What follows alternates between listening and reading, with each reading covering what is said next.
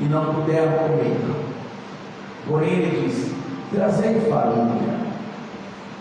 Ele a deixou na panela, ele a deitou na panela, disse: tira de comer para o povo. E já não havia mal nenhum na panela. Veio um homem de Baal Salisa e trouxe ao homem de Deus pães das primícias, 20 pães de cevadas e espigas verdes no seu alforje. Disse ele: dá ao povo para que coma. Porém seu servo lhe disse: como hei de eu pôr isto diante de 100 homens? Ele tornou a dizer: dá ao povo para que coma, porque assim diz o Senhor: comerão e sobejarão. Então os pôs diante, comeram, e ainda sobrou conforme a palavra do Senhor. Podem sentar, meus amados irmãos.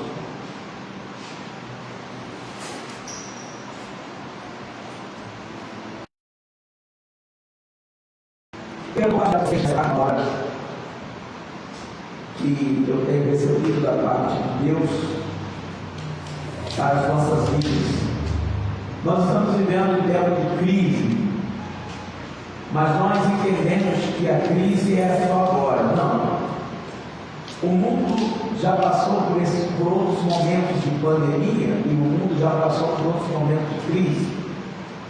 E essas crises não são comuns somente agora na nossa geração. Nas gerações passadas já existiram várias crises, e principalmente no tempo bíblico. A Bíblia fala, por exemplo, de uma fome que chegou na cidade de Samaria, e a fome foi tão grande que as pessoas comiam cabeça de jumento temperada com esterco de pombo, e pagavam preços altíssimos por esse alimento, porque era a única coisa que tinha, e também só para quem tinha condição de comprar. Para quem não tinha condição de comprar, a crise chegou, a crise moral, existencial, de identidade, financeira, tudo junto, a ponto de uma das mães conversarem uma com as outras. Uma mãe conversando com a outra disse o seguinte: vamos fazer o seguinte, para a gente viver mais um pouco, vamos comer hoje o meu filho, e amanhã nós vamos comer o seu filho. Aí uma mulher concordou em fazer isso. Então hoje matou o filho dela e comeram. No dia seguinte, a outra falou: dá aqui o teu filho, vamos comê-lo hoje. E ela disse: não, o meu filho não. E a situação ficou terrível, as duas começaram a olhar. O rei passava por cima do muro assim da cidade, e quando o rei passou por cima do muro da cidade, eles perceberam que ele estava vestido apenas com uma roupa de cima. Isso significa que aquele homem era o rei, mas ele foi buscar a face do Senhor, ou seja, ele tirou as suas vestes reais, as suas vestes principais, e mostrou a sua fragilidade. Um ato das pessoas demonstrar humilhação em jejum era assim: tiravam suas roupas, deitavam-se sobre a cima, vestiam-se de saco para clamar ao Senhor. Então esse rei, o rei de Samaria, está passando, e a mulher grita o que está acontecendo. Ela diz assim: rei, acorde-nos, ajuda-nos. O que está acontecendo? Perguntou o rei. Ela disse: olha, essa mulher combinou comigo de ontem comemos o meu filho, nós comemos, e hoje seria a vez dela, e ela não quer. A Bíblia diz que o rei botou a mão sobre a cabeça em atitude de desespero e diz assim: mulheres, se Deus não acudir vocês, quem poderá acudir-nos? Porque é isso que as pessoas têm que chegar à conclusão, irmãos. Não vai ser governo, não vai ser homem, não vai ser mulher nenhum, não vai ser a Mulher Maravilha, não vai ser o super-homem, não vai ser o Thor. A solução está em nome do Senhor Deus Jeová. Para onde você tem que voltar o seu rosto? Para o teu marido, ele não é culpado. Você tem que voltar para a sua esposa? Não. Você vai voltar para os seus filhos? Não. Você vai ficar desesperado, arrancando os cabelos em casa, deitando comigo desesperada? Não. Você tem que pegar o seu pensamento, elevar os teus olhos para o monte, de onde lhe virá o socorro. Como diz o Salmo 21, meu socorro vem do Senhor que fez os céus e a terra. Ele pode todas as coisas. Que pena que mesmo assim as pessoas ainda não têm voltado os seus pensamentos para Deus. As pessoas continuam ainda no seu ego, no seu egoísmo, continuam ainda cheios de si.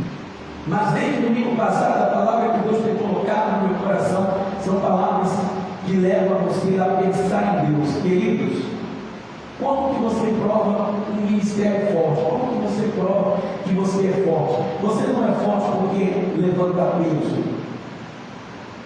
Você é forte quando você resiste.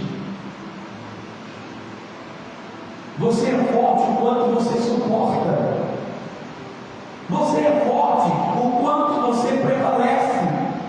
Muitos ministérios estão quebrando mesmo, portas fechadas. Muitos pastores estão escondidos, desesperados. Não está errado, não estou dizendo nada disso, mas eu estou dizendo de ministérios que não têm firmeza na palavra e que nesse tempo as pessoas estavam tão fracas, tão desesperadas e pensavam que estavam tão em Deus, que cada culto de avivamento, que cada revelação, que cada momento de visagem, e aquilo lotava o povo e muitos milagres, e que isso era a base de sustento. Está claro e ficou provado que quem vai prevalecer é aqueles que, segundo Jesus, ouviram a sua palavra, como está em Mateus, capítulo 7, o versículo 24. Na verdade, eu digo que aquele que ouve as minhas palavras e as pratica, compará-lo-ei ao homem prudente, que edificou a sua casa sobre a rocha. Sabe quem é essa rocha, irmãos? Essa rocha é Jesus. Não é o apóstolo, não é o missionário, não é o bispo, não é o pastor. Aqueles que alicerçaram a sua vida na rocha, na palavra. O versículo seguinte, 25, diz: e desceu a chuva, correram rios, assopraram ventos, combateram contra aquela casa com grande ímpeto, mas ela não caiu, porque estava edificada na palavra, na rocha. Mas ele também fala no outro grupo: mas aqueles que ouvem as minhas palavras e não as praticam, compará-lo-ei ao homem sensato, ao desvairado, que edificou a sua casa na areia, sobre a areia. Ele não se preocupou que o tempo de crise viria, que o tempo de escassez viria, que o tempo de dificuldade viria, que a noite viria. Ele não pensou nisso. Por isso, queridos, você não entende que muita gente aqui, eu estou falando agora para a minha igreja, se pastoreia, porque eu lhe dou direção. Eu digo, você tem que ter um discipulador, e você não tem discipulador. Eu digo, todos nós vamos ler agora a palavra no livro de João. Você segue o que você quer, você faz o que você quer. Então a sua vida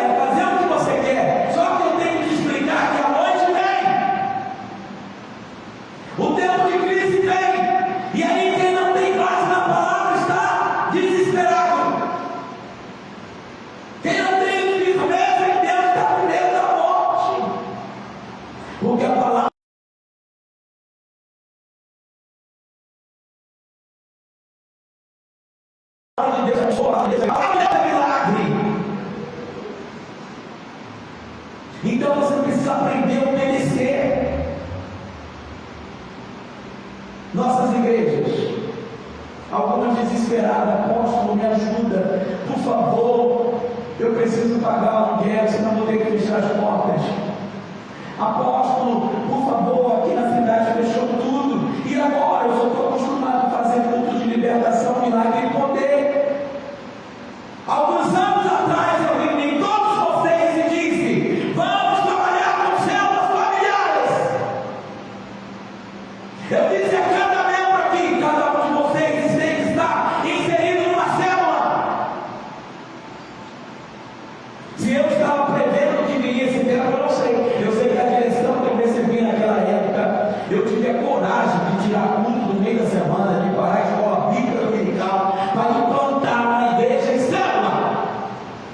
Eu tive coragem de comprar terra, investir dinheiro, andar quase um dia a pé, para construir uma instância elevatar para você ir ao encontro com Deus. Eu dei a oficina da alma, eu ministrei um monte de cursos de batalha espiritual, de treinamento de liderança. E o que é que você está fazendo com o conhecimento que recebeu? Então não reclame. Se está se sentindo fraco, não reclame. Se a coisa está bombardeando o teu lado, o casamento está quase acabando, não reclame. Você está colhendo frutos da sua desobediência. Você está colhendo fruto do caminho que você decidiu andar. Porque pastor não é homem para estar aqui como pai de santo, para ler a sua vida no futuro. Estou vendo aqui que no seu futuro você vai se casar com a Mariazinha, o Joãozinho. Se é isso, você pensa que pastor é isso? Pastor é guia espiritual.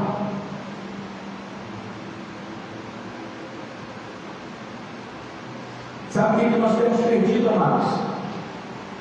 Quando eu começo a ver as fotos da unidade da fé, vídeos que me lembro do passado, tudo que nós vivemos, eu falo: como nós chegamos até aqui? O que nós conquistamos? Eu tinha um povo diferente do povo de hoje. E você sabe onde está a nossa base? Unidade. Todos obedeciam a uma só palavra. Todos obedeciam a um só comando. E quando nós obedecemos a um só comando, irmãos, quem é o líder? Quem é o meu guia? O que ele está dizendo? O que é que está na mensagem dele no YouTube? Vocês compartilham vídeos de todo mundo, mensagens de todo mundo. Quando colocamos um vídeo de uma mensagem que eu preguei, aí você vai lá, tem 10 visualizações, 20 visualizações, ou seja, a minha própria igreja não me ouve. Mas eu vou te dizer: Deus está falando. Deus tem falado. Você que ouve, você que observa.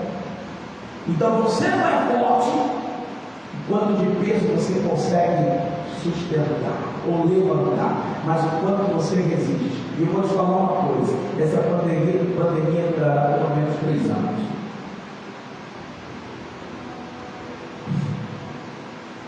Significa que 2020 passamos, 2021, 2021. Eu tenho base bíblica na palavra, baseada em palavras proféticas que Deus me deu aqui.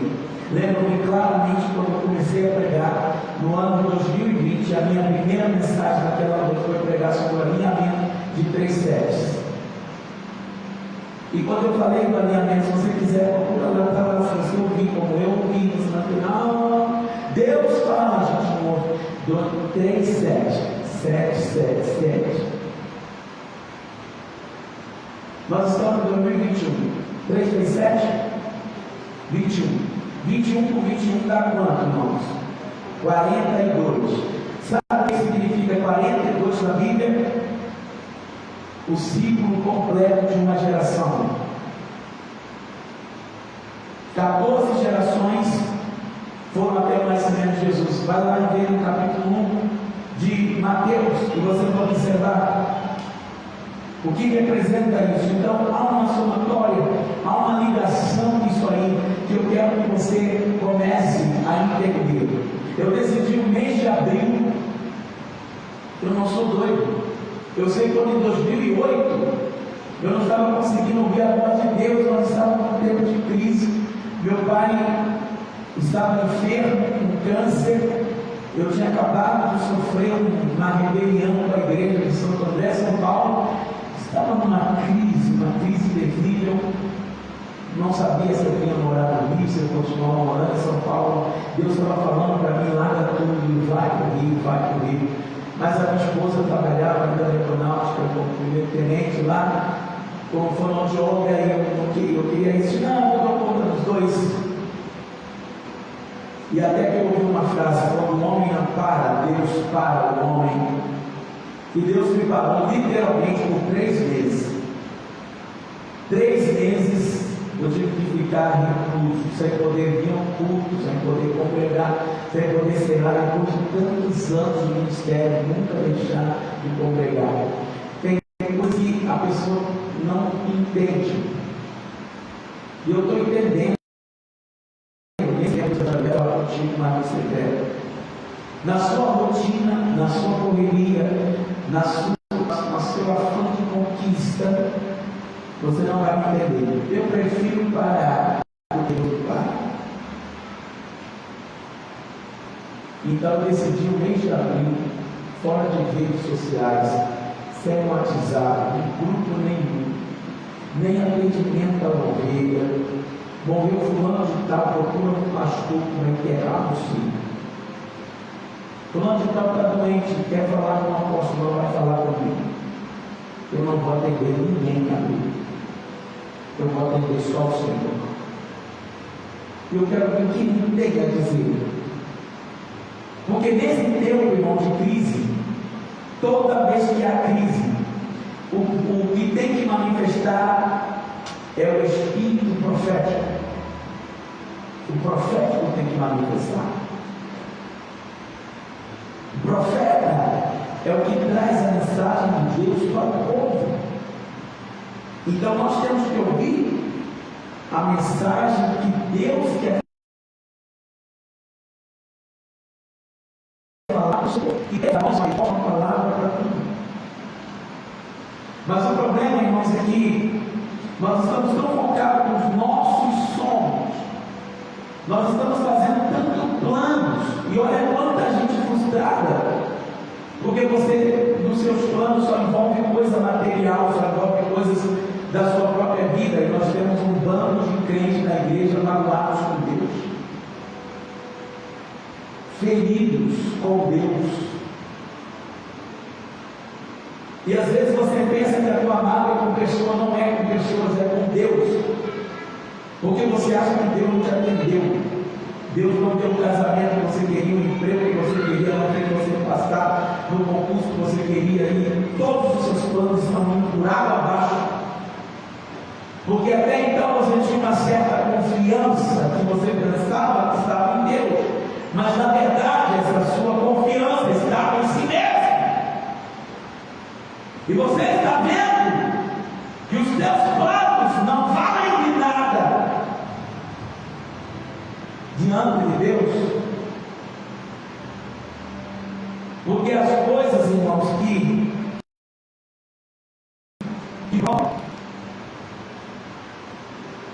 o orgulho na vida de um homem está quando ele não consegue entregar o controle da sua vida na mão de Deus. Eu queria que você abrisse sua Bíblia em Tiago rapidinho, capítulo 4. Eu preguei essa mensagem aqui no domingo atrás.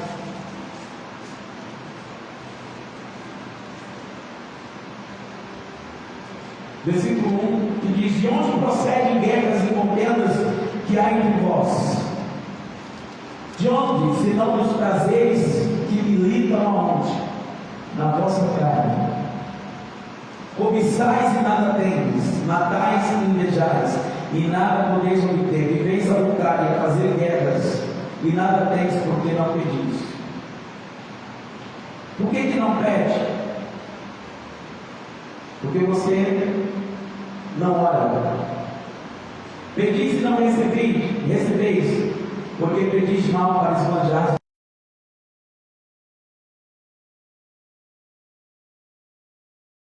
as próprias. Não compreendeis que a amizade do mundo é em Deus. Aquele que quiser do mundo constitui-se inimigo de Deus. Você andaria junto com o inimigo, amado?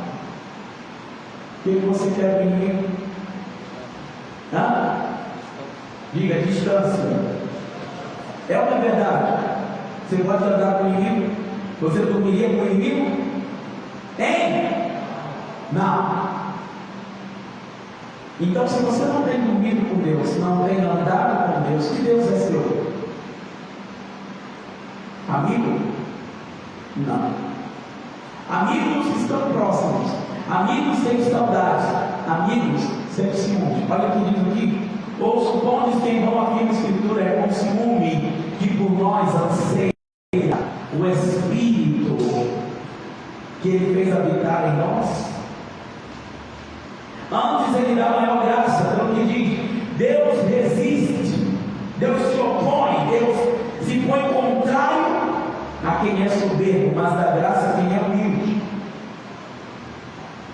Sujeitai-vos, pois, a Deus, mas resistir ao diabo, e ele fugirá de vós. Sujeitar, submeter a Deus, resistir ao diabo, e ele fugirá de vós. Chegai-vos a ele, olha aí, se aproxima dele, anda com ele quem deu, e ele se achegará a vós outros. Aqui está dizendo, irmão, no versículo 6, que o único grupo que Deus se opõe, que Deus se põe contra, são os soberbos, são os orgulhosos. Deus existe nesse tipo de gente. E eu vou te mostrar, depois lendo esse texto, eu li as duas coisas que faz com que, nesse texto, Tiago explica que Deus considera soberbo. Duas coisas que a pessoa pode fazer.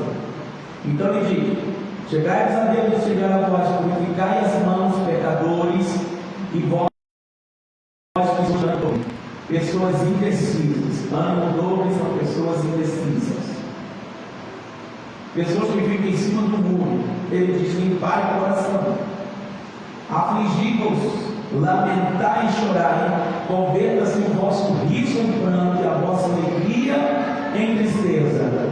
E olha o conselho: humilhai-vos na presença do Senhor e vos exaltará. Então eu preciso tirar um orgulho do meu coração. Qual é a primeira coisa?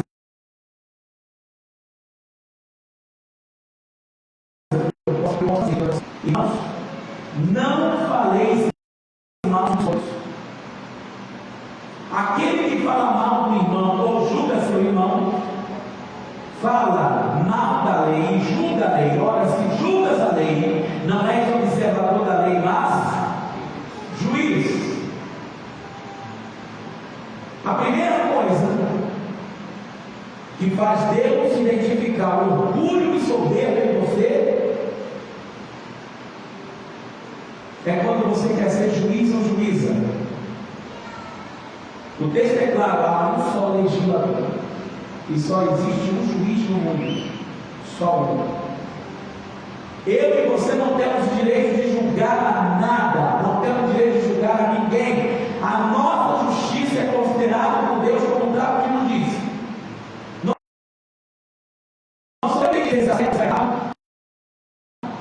Todas as vezes que nós queremos nos colocar como juiz, nós se estrepamos todos, se arrebentamos todos. Quando você tem um conceito elevado a respeito de si mesmo, e quando você acha que aquilo que você pensa é o certo e que o resto está tudo errado, isso é um orgulho.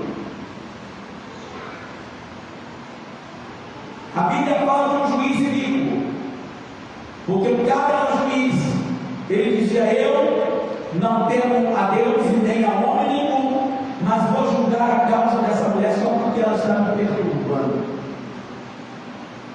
Porque quem é juiz acha-se dono da verdade.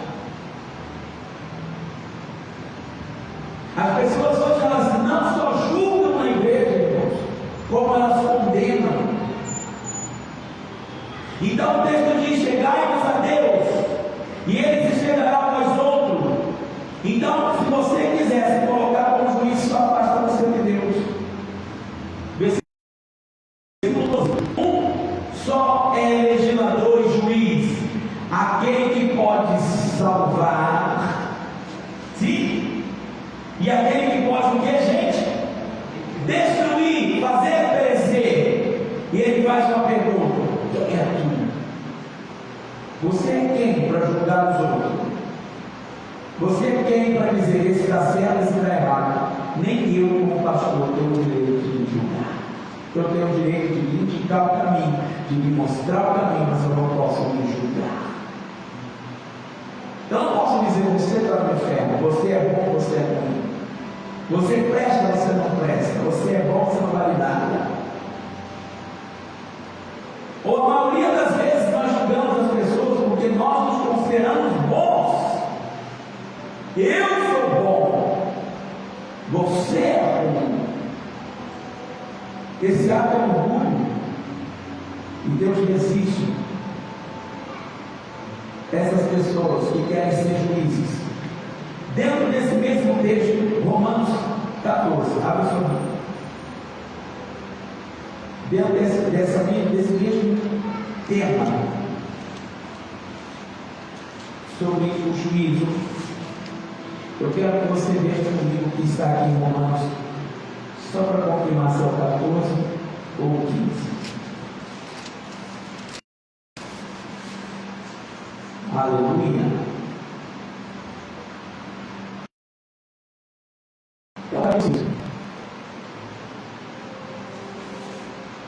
Quem achou diz amém?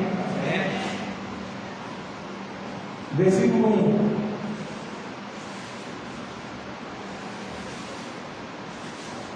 Ora, quanto ao que está enfermo na fé, débil na fé, não porém para discutir opiniões.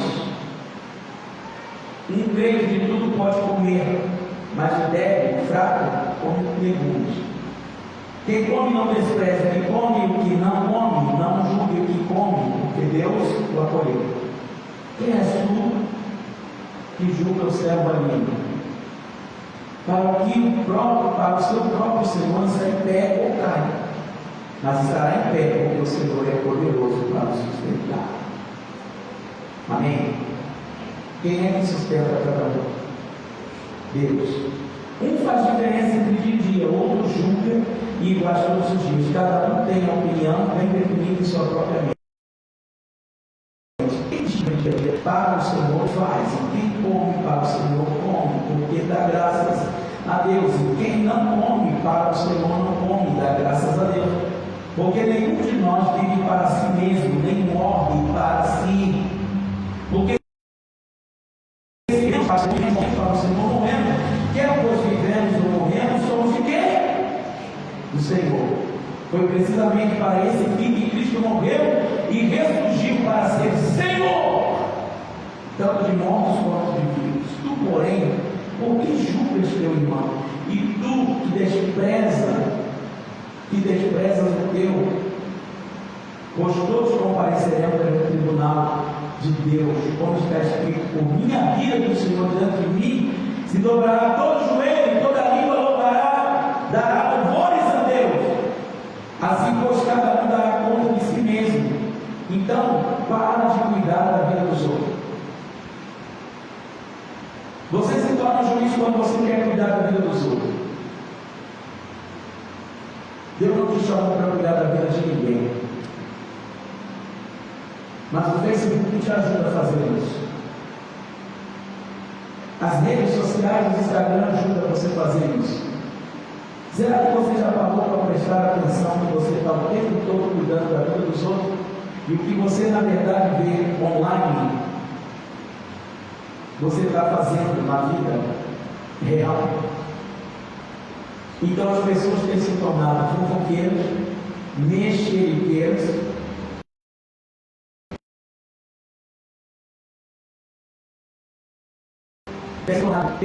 maledicentes.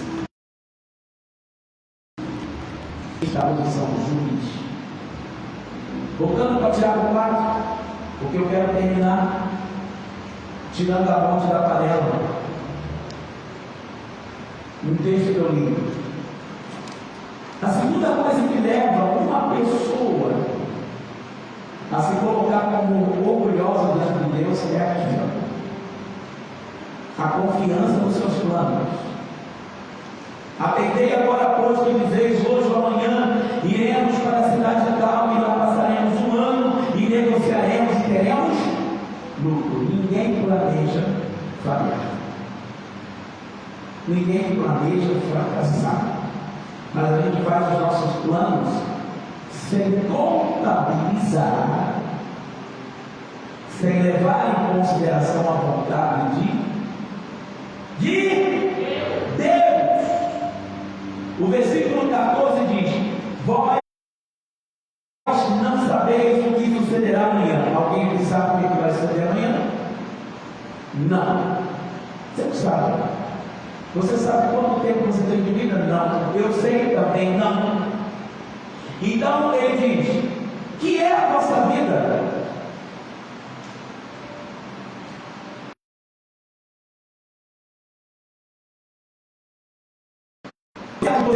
Não é? Mas não é. O que você tem de mais precioso na sua vida é Deus. É Ele.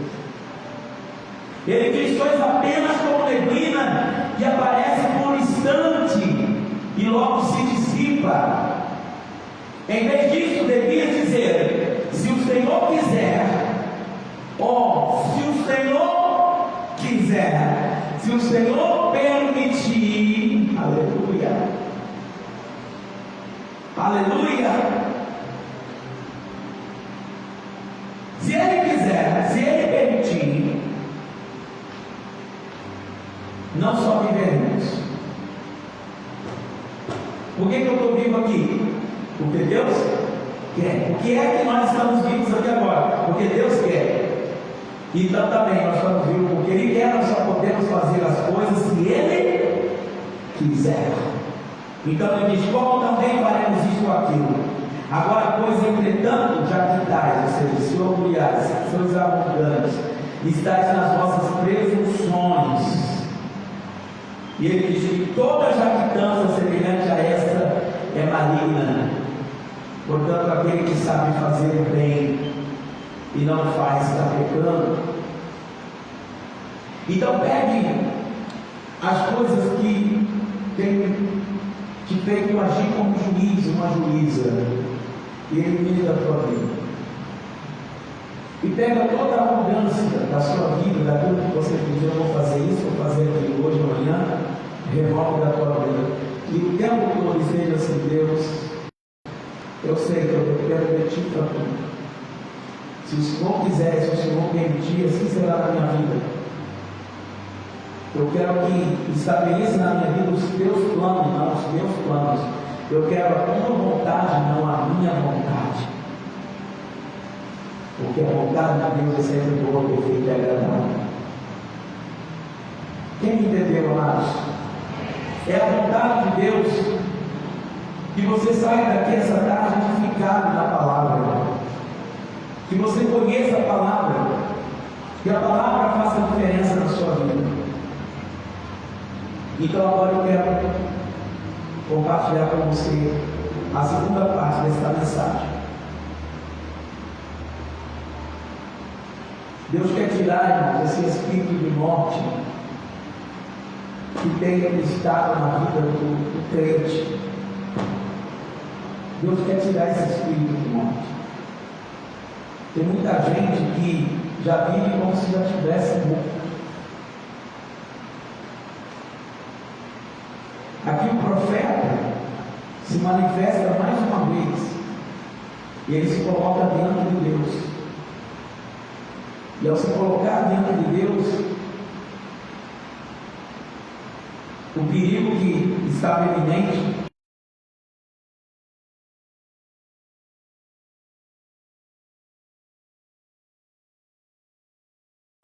Foi feito uma pergunta, ela disse: tira de comer para o povo.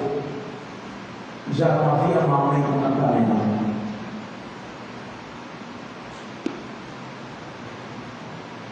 O que isso tem a ver contigo, irmãos? Eu quero que tu receba essa palavra que Deus colocou no meu coração. Deus não vai deixar de te sustentar. Essa crise se tornará ainda pior, mas Deus não vai te deixar faltar nada. Deus vai te sustentar com o melhor da família. Não vai te faltar nada. Deus sabe guardar e Deus sabe proteger o seu povo. E a segunda palavra que eu quero que você tome conta e na sua vida é essa palavra aqui. Havia fome. Havia fome naquela terra. E agora também estou vivendo um tempo que está tendo fome. Então o discípulo dos profetas sentado diante dele disse ao seu moço: põe a panela grande e vai fazer comida para a gente comer. Faça comida para os filhos do profeta, os discípulos do profeta. Então o moço, inexperiente, foi apanhar ervas e ele pegou uma erva venenosa, trouxe e começou a cozinhar aquela comida venenosa. E alguém gritou: morte na panela. Porque a Bíblia diz no versículo 40: depois deram de comer os homens, eles comeram algo venenoso. Em tempo de crise, comeram algo altamente venenoso, algo que iria matar os cristãos do mundo. Olha o que diz o texto: depois deram de comer aos homens. Enquanto comiam do cozinhado, exclamaram: que isso? Que isso que você pegou? Agora que eles vão ver, na fome, você não observa muito o que tem para comer. Como foi feito aqui? Você pega, coloca, você quer comer, quer matar a sua fome. Mas eles clamaram ao profeta: homem de Deus, o que ele trouxe é veneno. E não puderam comer mais.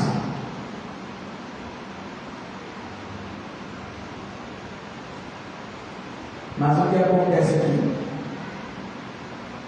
O homem de Deus libera uma panela, uma palavra.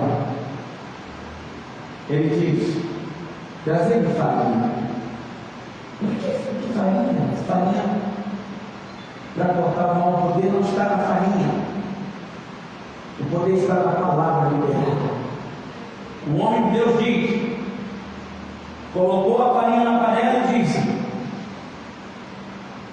tirai e dai de comer ao povo. E já não havia mal nenhum na panela, por causa da palavra. Você crê, meu irmão, minha irmã, que nesse tempo Deus está te guardando? Você crê que é Deus que está te livrando?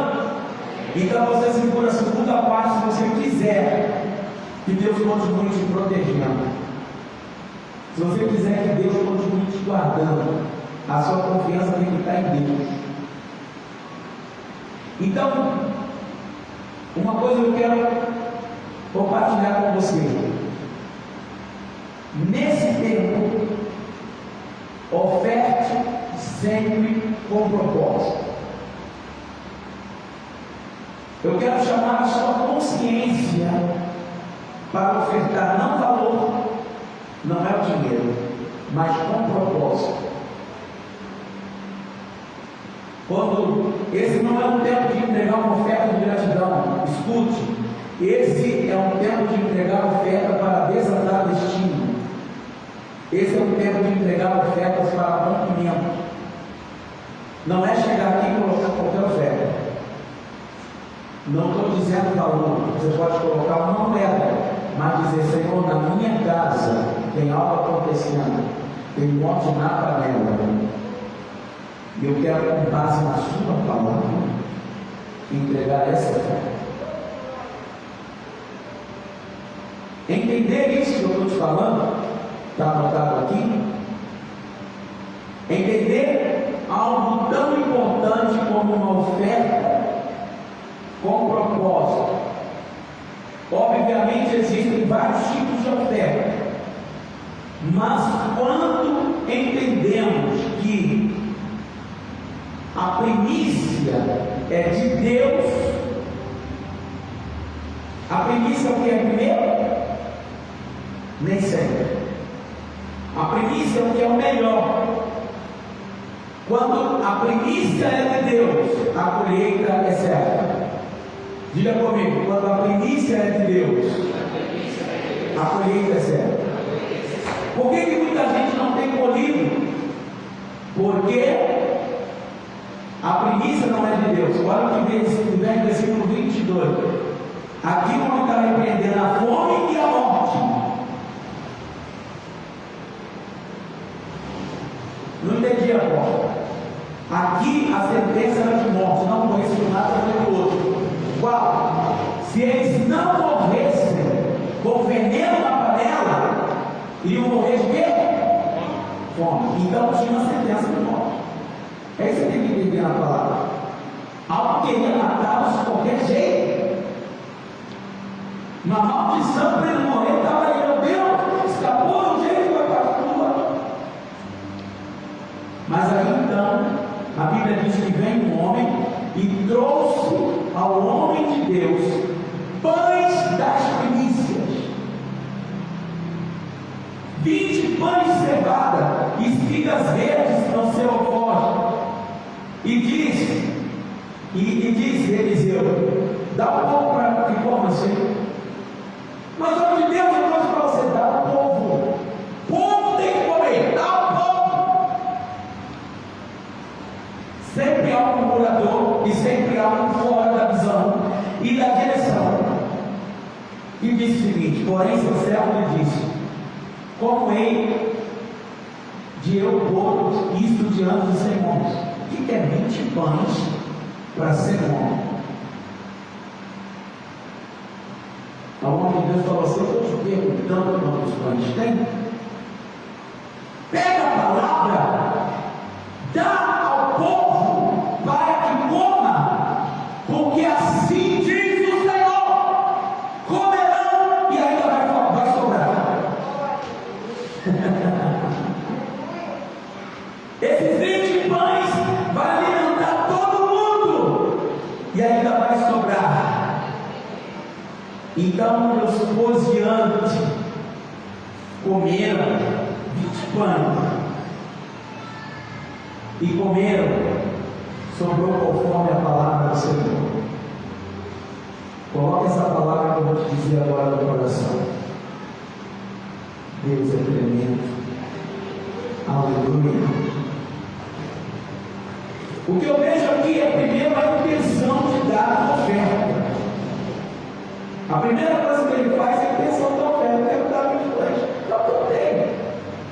Ó, tem que alimentar 100 homens. Nós só temos 20. Dá os nomes, 20 pães. É a intenção de dar a oferta. Já que havia necessidades ali que o povo comia. E nós vemos, irmãos, que aquele que crê no poder de Deus, essa crença, essa fé vai produzir milagre. E que milagre é esse? O milagre da multiplicação. Hoje Deus está te dizendo aqui, nessa noite: tua oferta será multiplicada e verás a glória de Deus com uma grande colheita.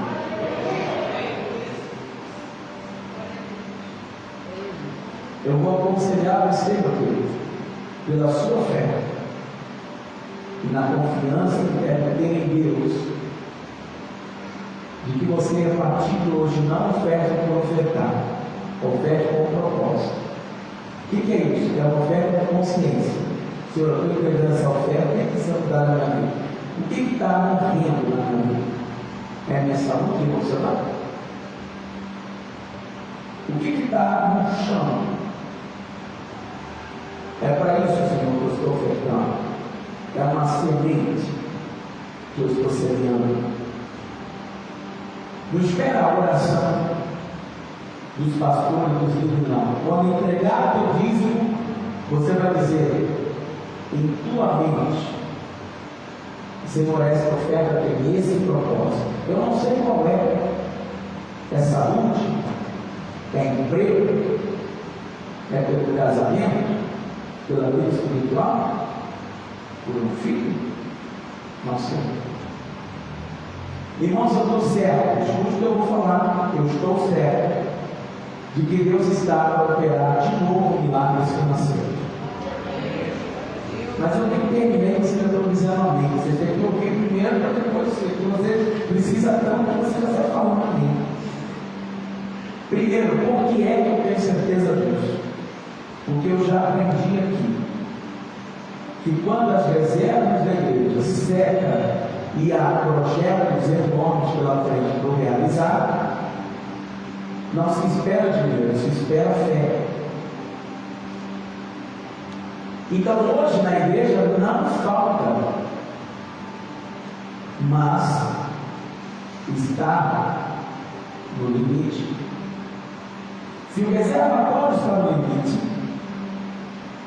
está faltando cumprir aquela palavra que o Senhor disse, aquela palavra que o Senhor disse através do apóstolo Paulo, na sua primeira carta aos Coríntios, capítulo 16, em concordância com o que está escrito, para que haja mantimento na minha casa. O que é mantimento, irmãos? Que os celeiros estejam entulhados. Então, em 16 de 1 Coríntios 1, Paulo diz assim: quanto à coleta para os santos, fazei vós também, como ordenei as igrejas da Galácia. No primeiro dia da semana, cada um de vós ponha de parte em casa, conforme a sua prosperidade, e vá juntando, para que não se façam coletas quando eu for. E quando tiver chegado, enviarei cartas para levarem as vossas dádivas a Jerusalém, àqueles que aprovares. Se convier que eu vá também, eles irão contigo. O que Paulo está falando? Faça uma oferta com propósito. Do que Paulo está falando, a casa de Deus deve haver manutenção, deve ter sustento, deve ter abastância. O nosso Deus não é Deus do bastante, o nosso Deus é o Deus do mais que bastante. Fique de pé agora no seu lugar. Quem aqui está precisando de oração para que desate um processo de causas financeiras que precisam sair? Venham aqui afastados uns dos outros, aqui na frente. Você que está assim, olha, eu tenho um recurso que está preso, ainda não soltou, e eu preciso receber. Isso. Vocês estão muito perto das coisas. Aqui, fica uma aqui perto de mim, outra aqui, legal. Isso. Vem montar com José de cá. Eu vou orar e Deus vai abrir. A necessidade é o tempo para Deus prover o milagre. Entendeu? Quando as coisas começam, quando aparece uma dificuldade, Deus quer manifestar um milagre. E as dificuldades estão aparecendo. Para Deus te dar na época que tem muito e que está tudo bem, não é milagre. Mas se Deus te der agora, nesse tempo onde tudo está preso e amarrado, é extraordinário, é sobrenatural. E Deus está mandando te dar essa palavra para mover fé no seu coração. José, não desista. A batalha ainda não acabou. Não desista. O Deus que começou, Ele é fiel para completar.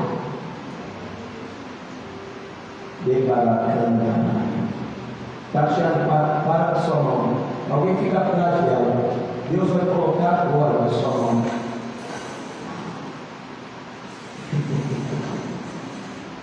Já tem um anjo diante dela. Eu vejo Deus colocando assim a tua mão na sua mão. Recebe. Recebe. Recebe. Recebe.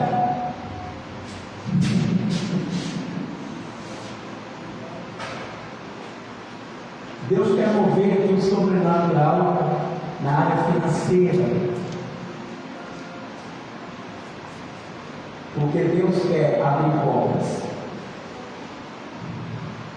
Né, irmão? Para o seu nome. Você precisa de muito amor. Muito. Tem chorado por isso.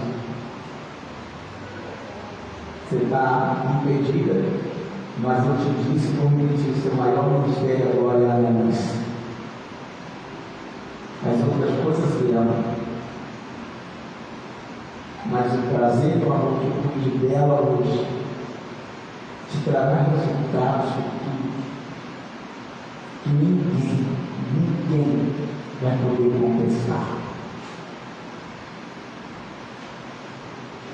Senhor, eu libero uma palavra de processos que ela já entrou e já julgou. Esses papéis começam a ser movidos no mundo espiritual.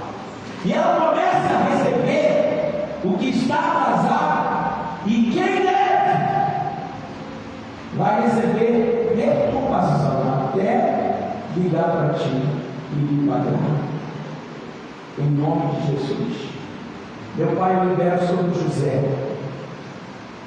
Senhor, tu é Deus de restituição. Restitui.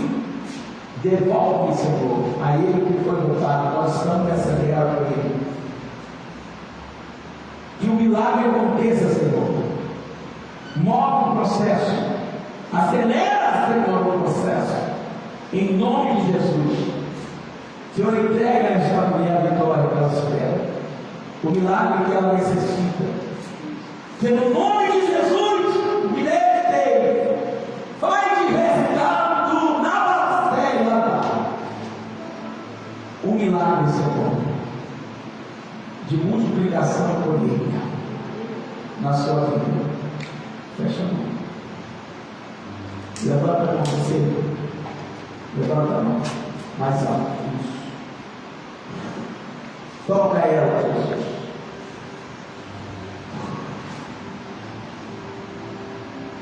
Deus que abre os céus e fecha os céus.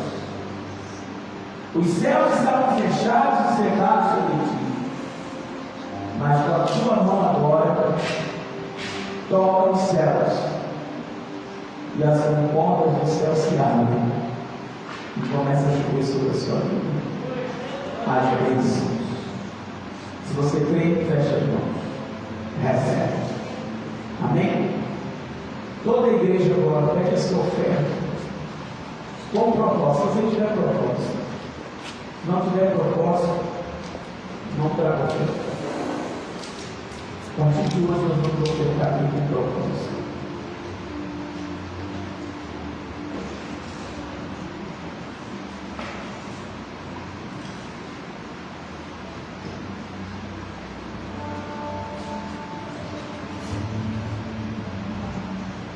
Pai, nós entregamos a Ti uma oferta com dados e com propósito de que o Senhor deu a cada um de nós. Eu estou certo, garantido de que o Senhor está a abrir portas muito grandes, e que o Senhor está a operar milagres extraordinário nesse tempo, nesta era. Senhor, que o teu povo lhe seja fiel, que eles entreguem ao Senhor a primícia, que eles entreguem ao Senhor melhor, para que haja mudança e multiplicação. Eu recebo essa palavra no meu espírito e transfiro a eles as mesmas bênçãos que estão sobre a minha vida, em nome de Jesus. Amém. Você tem oferta? Sempre isso. Pode tomar salva. Se trouxe o dízimo, traz aqui no altar. Sei que os seus olhos sempre atentos permanecem,